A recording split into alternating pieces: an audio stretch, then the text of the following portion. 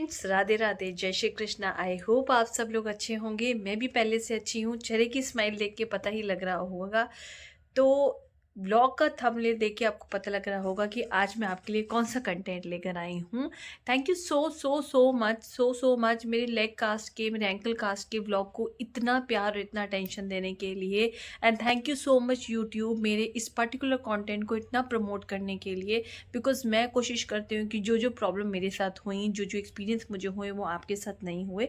तो चलो चलते हैं, इस व्लॉग को बढ़ाते हैं आगे। लेकिन उससे पहले, जैसे कि मैं अपने हर व्लॉग में कहती हूँ, please do not forget to like share subscribe my channel में ये वीडियो इन्फॉर्मेशन लगे तो जल्दी से एक थम्स अप करें, चैनल को सब्सक्राइब करें और प्लीज़ इस व्लॉग को ज़्यादा से ज़्यादा लोग तक फॉरवर्ड करें। एंड प्लीज़ इसमें कुछ भी जगह स्किप ना करें, ये मैं रिक्वेस्ट कर सकती हूँ आप लोगों से। बिकॉज हो सकता है ड्यूरिंग दी व्लॉग में आपको ऐसी इंपॉर्टेंट इन्फॉर्मेशन दूँ जो आपके लिए कहीं ना कहीं काम आए। तो चलो चलते हैं, बढ़ाते हैं इस व्लॉग को आगे की जर्नी की तरफ। मेरे पास बहुत सारे कमेंट्स हैं, तो चलो कुछ उन कमेंट्स के मैं आंसर देती हूँ आपको इसके थ्रू। जैसे कि मैंने आपको अपने पुराने ब्लॉग में बताया था कि मेरे अंदर क्या क्या इम्प्रूवमेंट आई हैं और कैसे कैसे सब चीज़ें सही हुई हैं। मैंने आपको बिफोर और आफ्टर की इमेज भी दिखाई थी। तो फ्रेंड्स, अगर मैं पूरी कैलकुलेशन दिखाऊं तो चलो मैं आपको बताती हूँ कि किस दिन मेरा फ्रैक्चर हुआ था और किस दिन मेरा प्लास्टर कटा था। उस दिन से लेके आज तक की क्या इंप्रूवमेंट है, I will tell you step by step. और फिर मैं आपके कमेंट्स पे आती हूँ जो आप लोगों ने मुझे कमेंट्स किए हैं। हो सकता है उसके लिए मुझे दूसरा मोबाइल भी यूज़ करना पड़े, बिकॉज कमेंट्स ऐसे याद नहीं है, अपर कमेंट्स मुझे याद है। तो पहला क्वेश्चन जो बनता है कि दीदी आपका फ्रैक्चर हुआ कैसे था। हुआ यूँ था कि दिवाली की रात थी, रात को करीबन 8 बजे मैं पटाखे फुड़ाने जा रही थी और जो घर की दहलीज होती है, मैं आई वॉज लाइक मैं कहीं और देख रही थी तो मेरा पैर ऐसे मुड़ गया। आई वॉज लाइक मैं ऐसे पैर रख रही थी, इट लाइक आउटर तरफ इट गॉट कर्व, मतलब it not curve, it twisted. So I couldn't stand for 2 to 3 hours। और जब मैं उठी तब तक बहुत सूजन आ चुकी थी। सो उस चीज़ से ये तो पता लग गया था कि यार कुछ कुछ चीज़ तो ज़बरदस्त हुई है जिसकी वजह से I was not been able to move. The best part was that, best part भी मैं मतलब मुझे लगता ये है क्योंकि उस समय क्योंकि दिवाली की रात थी, अगर मुझे कहीं जाना था तो वो इमरजेंसी का डॉक्टर था। बट क्योंकि घर में बड़े लोग थे तो सबको ये लगा कि चलो इमरजेंसी में जाने की ज़रूरत नहीं है। तो उसी समय मेरी कच्ची पट्टी करी गई। कच्ची पट्टी नहीं, रोटी की पट्टी करी गई। ये एक बहुत देसी इलाज है दोस्तों, ये आप लोग भी कर सकते हो। चलो उस समय तो मुझे नहीं पता था, मुझे तो अगले दिन पता लगा कि मुझे डीप हेयरलाइन फ्रैक्चर है। तो उसमें क्या होता है, उसने पूरी रात भर में मेरा दर्द खींच लिया। Plus I have taken one medicine जो जनरली जिन डॉक्टर को हम जानते हैं वो पेन किलर में और SOS में ऐसे स्पेशली ऑर्थो में वही मेडिसिन देते हैं। तो my husband has given me that medicine. But उससे पहले जो मेरा मेडिकेशन हुआ था वो कच्ची रोटी का हुआ था। तो लेट मी टेल यू कि वो कच्ची रोटी कैसे बनती है। आटे से प्रॉपर बनती है, एक साइड उसकी पक्की होती है और एक साइड होती है कच्ची। तो जो पकी हुई साइड होती है, अब अध कच्ची रोटी, उसमें लगाते हैं सरसों का तेल, चूना और हल्दी। एज आप जानते हैं कि हल्दी एक बहुत बड़ा कैटलिस्ट के समान होता है जो हमारे को सबसे जल्दी हील करता है। तो वो जो एकदम गरम खौलती हुई होती है रोटी, आपको पता है उसमें भाप होती है, तो उसमें सरसों तेल अप्लाई किया, चूना अप्लाई किया और हल्दी अप्लाई करके जो इफेक्टेड एरिया है उस पर रखा और उसके ऊपर बांधी क्रेप।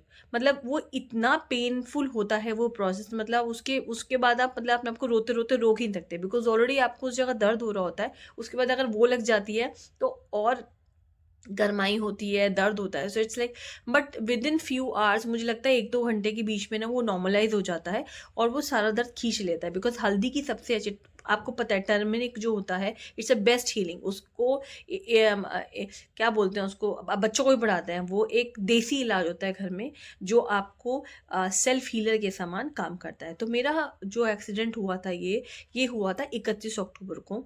और जो मेरा प्लास्टर कटा है, जब मैं डॉक्टर के पास 1 नवंबर को गई तो उन्होंने मुझे बोला कि आपको डीप हेयरलाइन फ्रैक्चर है अंदर, आपकी जो हेयरलाइन फ्रैक्चर है, प्रॉपर फ्रैक्चर नहीं हुआ है। तो वो गुड पार्ट था। बट स्टिल उन्होंने मुझे 1 महीने का पक्का प्लास्टर चढ़ा दिया था, दैट इज़ ब्लू वन। वो भी आपको मेरे सारे ब्लॉग्स में मिल जाएगा। सो उन्होंने तो मुझे कहा था 1 महीने के लिए और 5-6 दिन के लिए चलने के लिए मना किया था, उसके बाद आप थोड़ा बहुत चल सकते हो। पर चूंकि मैं हस्बैंड वॉज नॉट अराउंड तो थोड़ा बहुत मुझे काम करना पड़ा था, तो मैं सेकेंड डे से ही थोड़ा बहुत चलने लगी थी। And even you all know कि अगर हाथ वाथ का होता है तो it is pretty easy, but अगर पैर का होता है तो आपको भाई वॉशरूम भी जाना होता है, कितनी हेल्पिंग हैंड लोगे। तो आई स्टार्टेड वॉकिंग, धीरे धीरे मेरे को करना पड़ा था बिकॉज वॉशरूम तो जाना ही था और नहाना धोना भी करना था। सो सेकेंड क्वेश्चन कम्स की मैंने अपना प्लास्टर कब कटवाया, मतलब लेग कास्ट कब कटवाया। तो मेरा लेग कास्ट कटिंग डेट थी आई थिंक 28 या 29 ऑफ नवंबर। सो मेरा 28-29 दिन में मेरा प्लास्टर कट गया था। लेकिन प्लास्टर कटने से पहले एक्सरे हुआ था, उसमें हड्डी जुड़ी हुई आई थी, तभी डॉक्टर ने कहा कि हाँ काट सकते हैं। उसके बाद करीबन 15 दिन में नहीं, आई थिंक 10 दिन तक मुझे स्वेलिंग रही थी कटने के बाद। और उन्होंने मुझे गर्म पानी के कुनकुने पानी में नमक डाल के सिकाई करने के लिए कहा था, जैसे आप सब लोगों को कहा गया होगा। तो मैंने भी वैसे ही किया था, मैं सिकाई कर रही थी। उसके बाद धीरे धीरे धीरे स्वेलिंग कम हुई, लेकिन जैसे ही मैं थोड़ा खड़ी होती थी, कहीं जाती थी आती थी, तो मेरी स्वेलिंग बढ़ जाती थी। एज यू ऑल नो नवंबर में इतनी ठंड नहीं थी, लेकिन दिसंबर के आई थिंक मिड से ही या फिर स्टार्ट से ही बहुत तेज़ ठंड होनी चालू हो गई थी। तो जैसी ठंड बढ़ी तो मेरी सूजन भी बढ़ने लगी। So friends, there is a guess and here is a not guess catch for you all. जो आप लोग मुझसे बार बार पूछ रहे हो कि मैम मुझे दीदी मुझे स्वेलिंग हो रही है, मेरे को पेन हो रहा है, वो स्वेलिंग जा नहीं रही। तो दोस्तों परेशान होने की ज़रूरत नहीं है। इंपॉर्टेंट बात है, पहले तो वो दवाइयाँ लीजिए जो डॉक्टर ने आपको बोली है। सेकेंडली मौसम का ध्यान रखें, मौसम अगर ठंडा होगा तो स्वेलिंग और दर्द होगी, वो नेचुरल है। एक विंटर सीजन तो ऐसा ही जाता है जो मुझे बताया गया है। दूसरा ये, जैसे ही धूप आती है तो उस इंजर्ड एरिया को प्लीज़ आप धूप में लेके जाएं, अपने पोर्शन को। अगर हाथ में है तो अपना पूरी बॉडी धूप में रखें और then started slowly moving and doing the. Exercise नहीं कर सकते आप, उसकी मोशन, उसे मूवमेंट दो।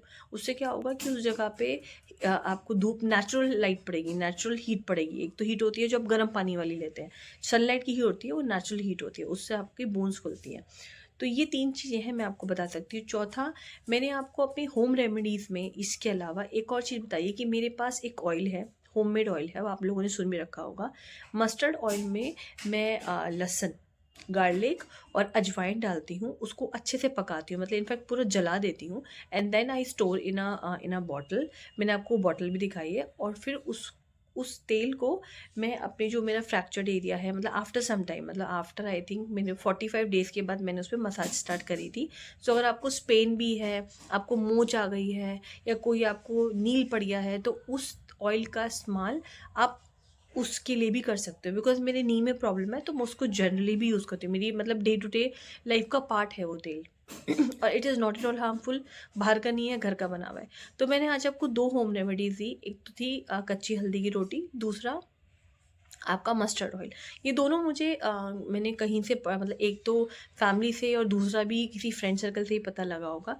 सो I think coming back to your third question, आपने पहला क्वेश्चन मैंने आपको बताया था कि भाई कब हुआ था, कब प्लास्टर कटा, कितनी स्वेलिंग थी और आज की सिचुएशन क्या है। तो आज है 20th ऑफ जनवरी। तो देखा जाए तो it's about more than 2 months और आपके 20 डेज हो चुके हैं। तो इट्स लाइक 80 डेज हो चुके हैं। पहले से सिचुएशन बहुत बहुत बेटर है। तो मैं आपको यहीं से दिखा देती हूँ। ये है मेरा पैर, मैं आराम से देखो ऐसे बैठ पा रही हूँ, कर पा रही हूँ, और इसमें भी कोई स्वेलिंग भी नहीं है। And have started going to office.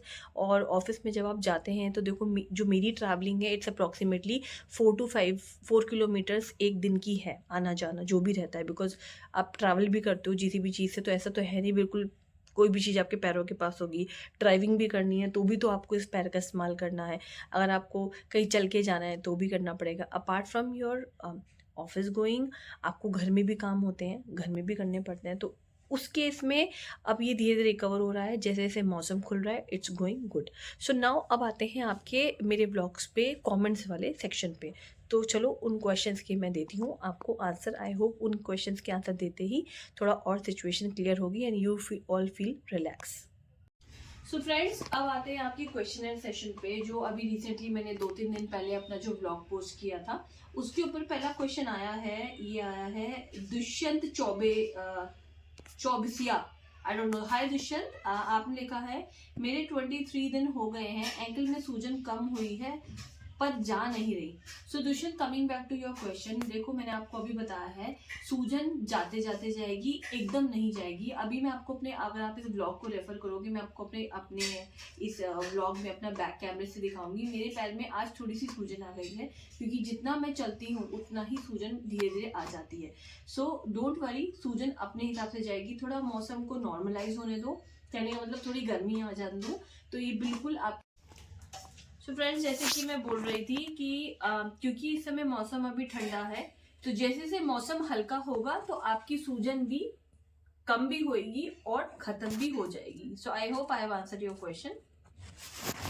Smarty Yash, आपका नेक्स्ट कमेंट है, दिवाली में सच में मेरे घर में 3 लोगों को हुआ है। हाँ, आई डोंट नो यश, आप ही पहले नहीं हो जिसने मुझे ये इन्फॉर्म किया है। बहुत सारे ऐसे लोग हैं जिनका दिवाली वाली दिन के आसपास ही फ्रैक्चर हुआ था। आई डोंट नो क्या ही था, मैं बाहर भी गई तो भी मुझे मेरे आसपास की सोसाइटी के लोगों ने भी कहा कि दिवाली वाली रात को हमारे साथ फ्रैक्चर हो गया, हेयर लाइन फ्रैक्चर हो गया। So don't worry, everything will gonna fine soon, क्योंकि अब तो 2-2.5 महीने हो ही चुके हैं। सो सब सही हो जाएगा। मैं भी सही हो गई हूँ तो आपकी फैमिली में भी सब सही हो जाएंगे। सो मेरी विशेष, बेस्ट विशेष आपके साथ है। तीसरा क्वेश्चन है दीपक कुमार का, मेडिसिन क्या लिया आपने?